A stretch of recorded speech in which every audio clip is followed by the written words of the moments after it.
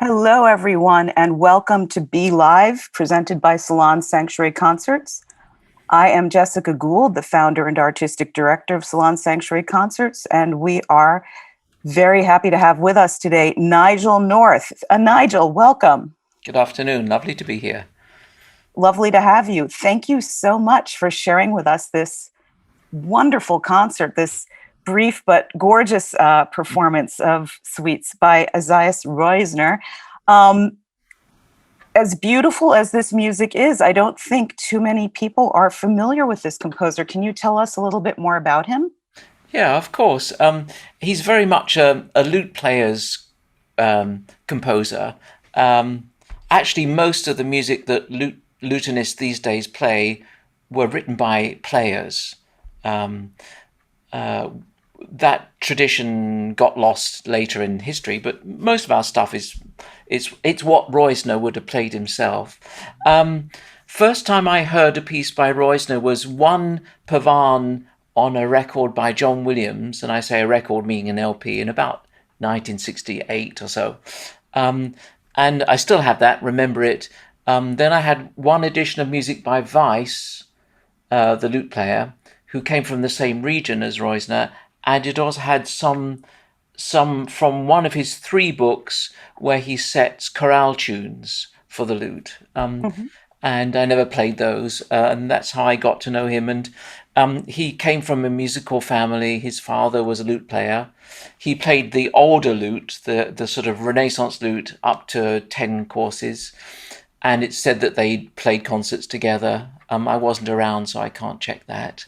Um, and he was from this region called Silesia, which is now in Poland, but was sort of considered to be Germany back then, and that is exactly where Sylvius Weiss was born. Um, and he used this lute that was used for over 100 years in a particular tuning, um, which started life in France, and then some other bits of Europe adapted it. So his music, as you can hear, is it's very much lute music, but it's not what we normally expect from French styled 17th century music. Yeah. Did forgive me if my dates are off, but did Reusner and Weiss know each other, or would they have overlapped? Only if Reusner came back as a ghost. Okay. I did actually think about that the other day, but um, maybe they overlapped by about 2 years. Okay. Reusner died in 1679, Hmm. so Weiss was two. Oh, okay, very good. But would Weiss have known about Reusner's music?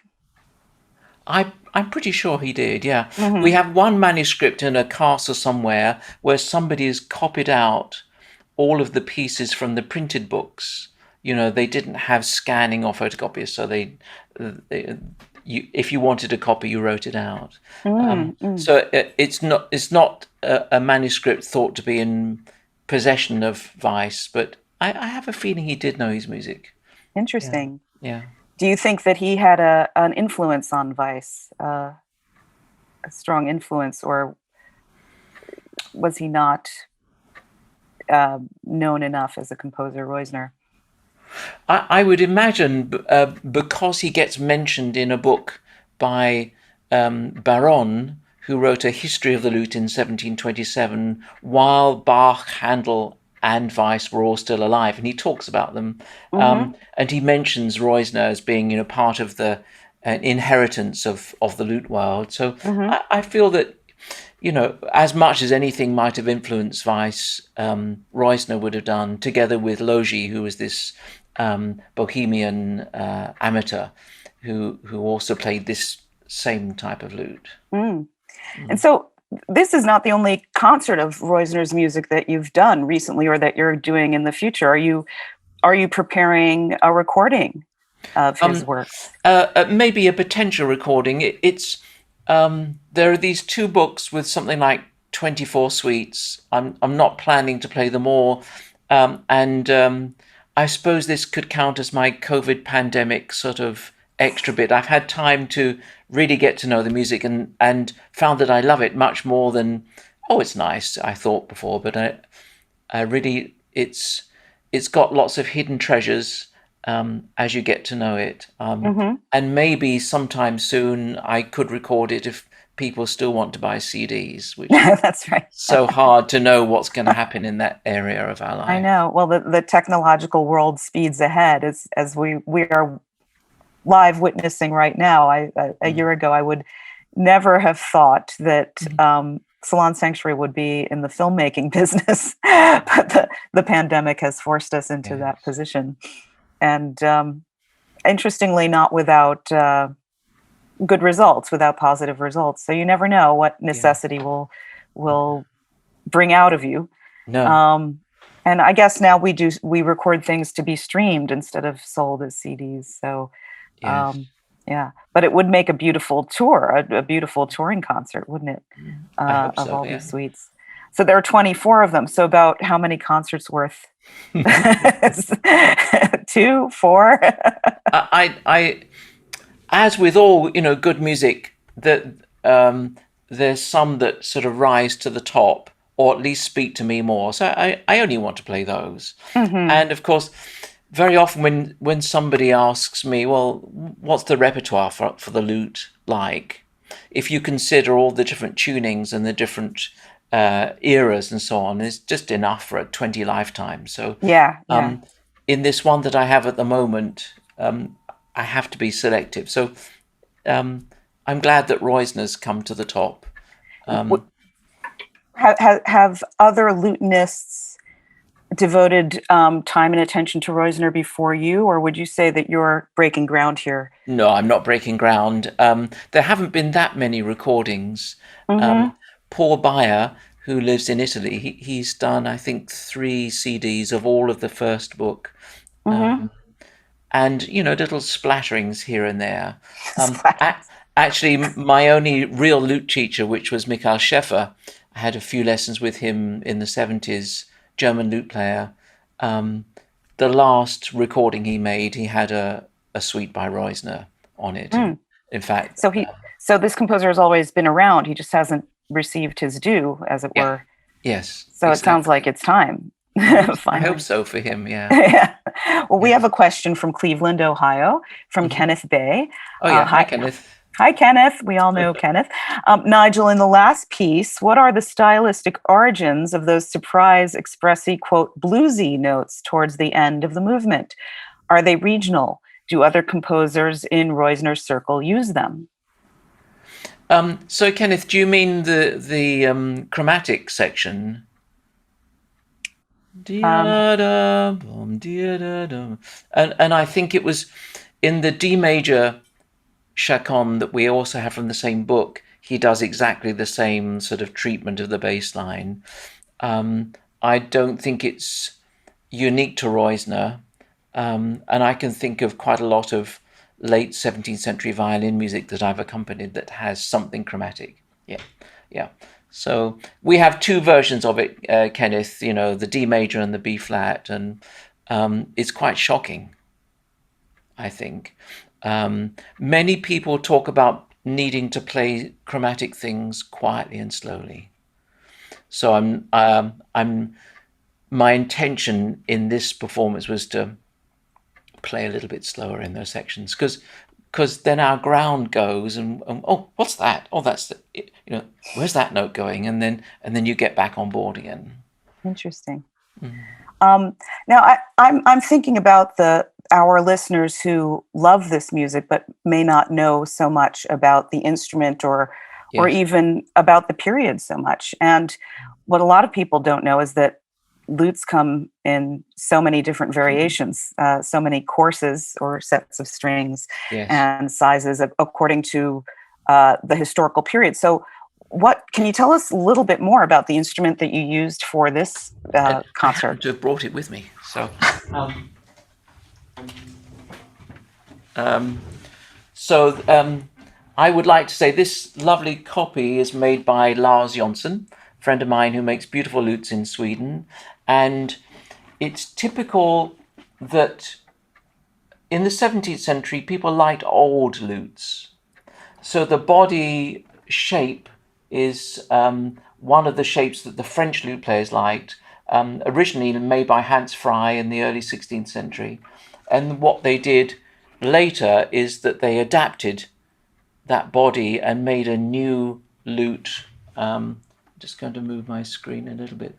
And so this particular lute, which is the same one, that I've just played live, it has, I think of it as an F, D, and an A, F, D, and A. And then that's the sort of equivalent of a six-course lute from earlier, but tuned differently. And then it goes down to a C. And a lot of, keyboard music, for example, C will be the lowest. A gamba might have D as the sixth string, but sometimes tuned down to C. So it has, 3 octaves. And this is what the French lutenists came up with. From a 10-course lute, they added another course, and the top 2 strings are single, which makes it easier. When you have 2 thin strings, they aren't always well in tune. But also, when you have a single string, you can play ornaments with the left hand much easier. Interesting. Yeah. Would you say that there's any French influence in this music? Yes. Oh, yeah. So, what the French gave us was, I'll demonstrate sort of, instead of playing, they would go,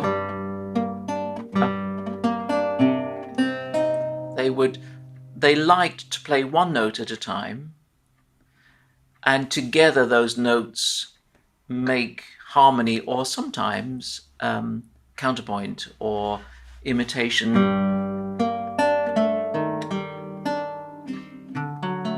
So it was known as the broken style or stille brisé. And so there's a lot of that in Reusner. But what he does is he has more thicker chords, not just 3 voices. And there's a little bit more following the voices carefully and counterpoint, such as in the Pavane of the first suite, the G minor suite. And is that later aspect more German? I think so. There's something in Reusner's music, there's something a bit stronger and a little bit more melodic, a little bit more harmonically daring, such as this chord, which we heard twice in the G minor. I mean, it's going on the way to there, but in both cases, it's held a long time. Compared with much of the French repertoire from the same period, the French repertoire tends to be a bit more conservative harmonically. Yeah. And would you ever say that there's an aspect of music from that area that's distinctively Polish, or is geographically too much part of what became Germany? Is it possible to discuss that, or is it a non-starter? I think I'm not the right person to ask, because I've not, I was talking about just this huge quantity of lute music that we have, and I haven't played everything. So there is a Bohemian repertoire, which will have a different flavor from Reusner and a different flavor from French music, but I've not played enough of it to say which is which. And without quick mode of transport and the internet and recordings, it's so hard to know how much one person influenced another. It is. There's one wonderful tutor written out by hand from somebody who studied in Paris, but they wrote it out in English once they were home, and just said that it's important to have a teacher who will play your pieces to show you how they go, to show you the style. So if you want to copy a Miles Davis solo, you have to hear him do it rather than just reading a transcription. So you get all the subtleties of the rhythm and the accents and so on. Hmm. So it's lovely. We will never know if Reusner sounded anything like we've just heard, and it's a lovely challenge. But Yeah, there is music from Poland and Bohemia and all sorts of places, but I don't know enough of it to really say. We'd have to yeah. ask somebody else. Yeah, yeah, yeah. I neglected to mention at the beginning of this broadcast that Nigel is speaking to us live from Bloomington, Indiana. I'm still in the woods in Connecticut, but everybody's to some extent in the woods during the pandemic. I wanted to ask you about just the impact on our practical lives of the pandemic, and how has this affected the way you've been able to teach your students? Some universities have just been shut down, but I understand from you that you've maintained your teaching schedule.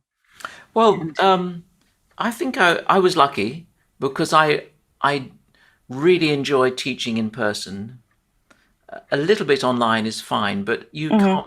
Well, there were restrictions, but actually since August for the 2 semesters, the university did very well. Everybody got tested, and I did all of my 90% of my teaching in person, and we just sat, at a distance with masks on, which I hate, um,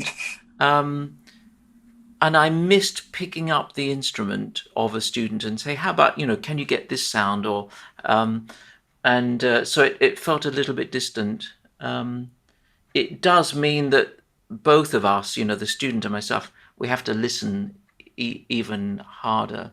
yeah, And it's wonderful to think that we've got through it all.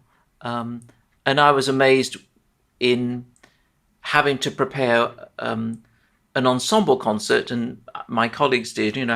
How easy it was actually to have a big room and make it all work. Yeah. yeah, yeah. But have you done a number of online performances such as this, where it's recorded, pre-recorded, and then broadcast later? I think this is my fourth, Wow. and I didn't do any before this particular year. Hmm. Um, and it's it's got a different set of joys and tensions, um, and I find the teaching online harder because you can't always get a dialogue if or even feel, if everybody mutes, you can't feel, what are they hating it, do they hear it, are they going to, I find it very hard to ask questions when in a group, and Yeah. uh, so not like Kenneth, it's great. So um, um, so it's good because when we record, um, well, I found I just learned so much by listening and observing. Oh God, I do that. Oh yes, I can take more time there and so on. So Yeah. it's all, it's not necessarily the finished product. It's just, it's been a lovely way, sort of. Oh, let's keep playing music and just hope that it will still mean enough Hmm. to Hmm. whoever listens. Do you find that you perform slightly differently when you're preparing a pre-recorded video than for a live audience? Can you tell us a little bit more about that? The experience of when you're not getting feedback from an audience, because I think Yeah. we're all kind of curious about that. Yeah, For yeah. It's different from making a CD because um, for me personally, there could initially be some amount of tension, but then it all goes, and there's an enormous amount of concentration, and sort of really diving into it, um, and sort of playing to the acoustic or playing to the recording producer, who usually is a friend of mine. Um, but making the videos, it's sort of halfway between that and a live concert. That there's a feeling of playing to people, but of course emotionally there's nobody there except right. for one or two people sitting around. So I've given one or two people a concert each time. So when we made this last week, I was playing to Gray, and Hmm. we were just listening to the music together. Yeah, yeah, But actually, in for us, when we travel the world and we play to different audiences, it's incredible how the experience. It all depends on what the audience does. yeah, yeah. Very much. And I have to say, I miss that. But music can still, even if I'm just playing on my own, it still means something. Hmm. Hmm. Yeah, yeah. I mean, certainly for singers, for us, it's even more of an impact because we're so used to seeing the reactions. We can't hide, Yes. and we can't look down. We can't look at our instrument. We are the instrument, and it becomes such a change to prepare a video and to kind of gauge how much you give when there's nobody there, and it's a tremendous adjustment for us. So I'm always curious Yes. um, what it's like for instrumentalists. I think if we were stuck with this, I Hmm. would want to have coaching from, a movie star, sort of, or from an actor, so how to make it feel like you're really there, even though you're pretending. Because with a Interesting. live audience, you don't have to pretend anything. You just play and you connect. But Yeah, yeah. yeah, And it's interesting when you're doing videos how much you do learn, mm, how much of emotion is constructed hmm, for the yeah, camera, and that really you really get a crash course in that, yes, because when we're in front of an audience, we just know we know immediately mm, if we hit a home run or struck out, yes. as it were, or somewhere in between. From Um, from a point of authenticity, mhm. um, this same French lute tutor says, "Or that this particular lute is best heard late at night." So that's okay for our European listeners, um, Mhm. and to an audience of not more than three. So it's just because it's a quiet instrument and it needs some stillness and Yeah, yeah. yeah. Well, that was the whole impetus behind my concert series, was that to have very small venues with very small audiences, because otherwise you can, first of all, you can barely hear what's going on in the music, but it's not authentic to have a standard concert hall that's of the 19th century conception, of having as many people as possible. Yeah. Aaron writes, what do you use for the bass strings? They are so rich and resonant, but not so much that the musical texture is muddled. Okay, good question, Aaron. Originally in the 17th century, everything was strung with gut, and as you get to the lower strings, the strings get too thick. And so they had a few techniques for making lower strings, and one of them was to add metal sorts. They've called them loaded strings. So this is a synthetic version of that, but each of the lower strings has a low note and one an octave higher. Because we only had like that, there wouldn't be so much resonance or clarity. So almost every lute that had pairs of strings had octaves. But gut itself and this synthetic version of it doesn't have a long life. It's only when you have strings covered with metal that they go on, and then it gets a bit muddied, and we all had to play on strings like that for years until these either really good gut strings came up or these substitutes. So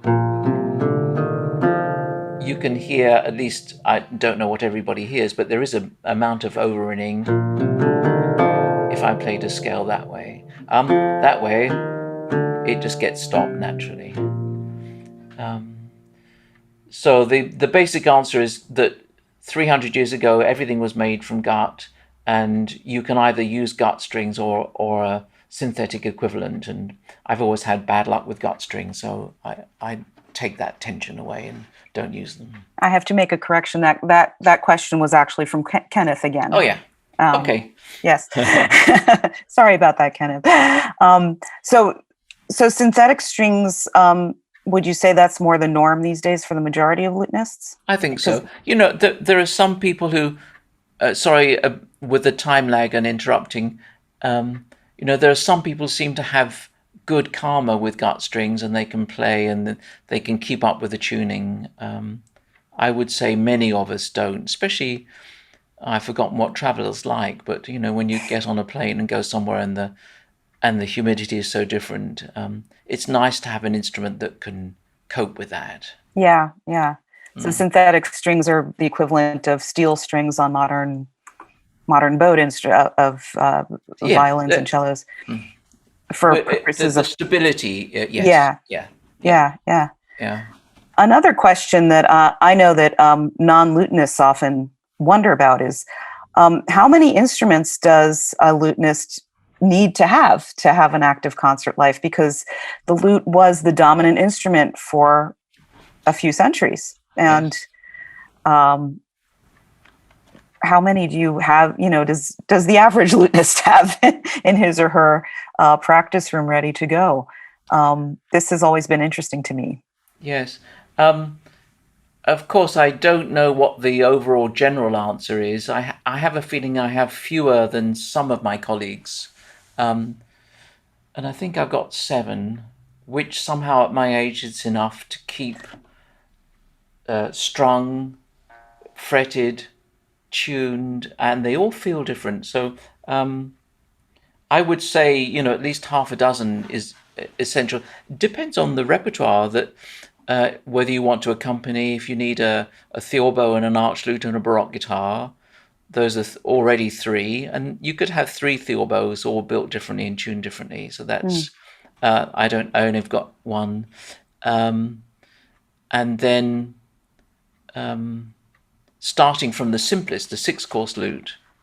Not everybody has that. They'll go for one with more strings and not play the extra string. So it's an impossible question to really answer. I think at one stage I had 15.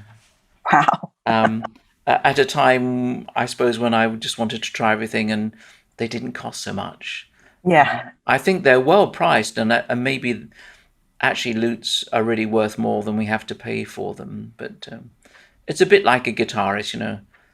Was I reading Eric Clapton had about 100 guitars that he sold to raise money? So, people just love buying guitars. And if I had more money, I would buy about another 10 lutes. It's one of those times that it makes me feel very fortunate that I have one instrument. It's right Yeah. here. It doesn't leave for all the problems it can give me. I don't have to worry about that. We Yeah. have another question from Evan Plummer. Oh, Hi, hi, Ivan. Nigel. Somebody you know, obviously. I've noticed Yes. that the duple time jig Yes. in French and quasi-French music always have imitation in them, even from composers who don't use imitation anywhere else. What's that about, do you think? I've no idea, Evan. Um, I mean, I can think of bits of Weiss, bits of Bach, where at the beginning of each section it starts with imitation, and certainly in the B flat jig that we heard today in the second suite, that seemed to fit that bill. It's a very good question, Evan, and I'll think more about it. But if we were just zen about it, yes, imitation exists in jigs. If I think of Renaissance jigs, they're nothing like that. So it must have started with the French players. And of course, the imitation that we get isn't like a fugue. It doesn't really follow through and stay adding voices and they all do something, but it just sounds imitative. I think we could blame the French for that. But I'll think more about that. Thank you, Owen. When we talk about a Renaissance lute, it's not really a monolithic thing, is it? I mean, there are so many, even within the subcategory of Renaissance lute, there are different Renaissance lutes. Correct? Yes. Am I right? Yes. It's a general umbrella, mostly to describe perhaps 150 years of use, with a different number of strings, but basically the same tuning. Oh, These days we think of the old tuning as they might have said, that would be Renaissance tuning, just all in fourths with a third in the middle. I see. And of course, together with that, there's the tone and the touch of the instrument, and then the technique, particularly the right hand technique, which was quite different from one instrument to the other. So one of the mistakes that I made, and a lot of us did in the 70s and 80s, was to play Baroque music with a Renaissance technique. I think it's getting better now. But does that mean that you would pick up a theorbo to accompany 17th century monody, for example, or a violinist, and use the Renaissance technique there? Some people still do, and I see lovely videos of youngsters still playing thumb inside, mostly for the right hand. I did that for a while, but something forced me to take my thumb outside. So who knows whether we use a 17th century technique, but we're getting a bit closer. But yeah, and you can make it sound nice, but we only have to read some of the books and look at the paintings to see, oh, they never did that. I've never seen a theorbo painting with a Renaissance lute technique looking like this. It's always like that. So this is Baroque and this is Renaissance. Yes, Basically. approximately. To be extremely vague and general. Yeah. Speaking as a non. But the sound depends on the instrument. But the sound, if you have your thumb outside, it's quite a lot sharper and clearer. And if you just turn your hand this way, same instrument, it's warmer. It's much easier to make a nicer sound. But some of the writing, such as we heard in Reusner, doesn't feel quite so idiomatic this way round.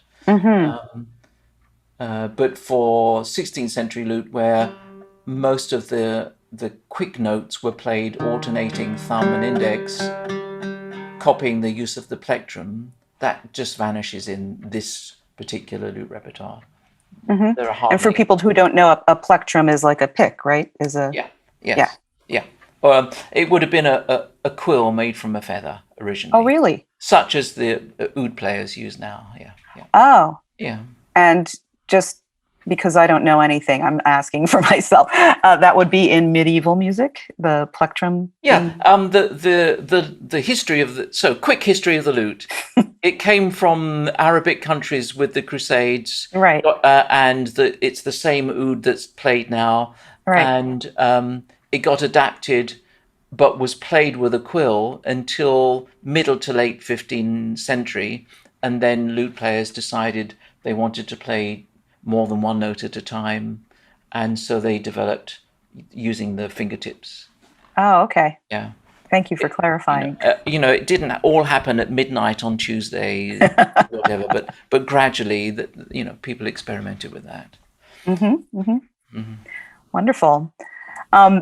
It's so difficult for any of us to discuss our future concert plans, given the uncertainty as we sit here talking to each other in cyberspace. But do you have performance plans you'd like to share with us for the upcoming season, so that your followers can know?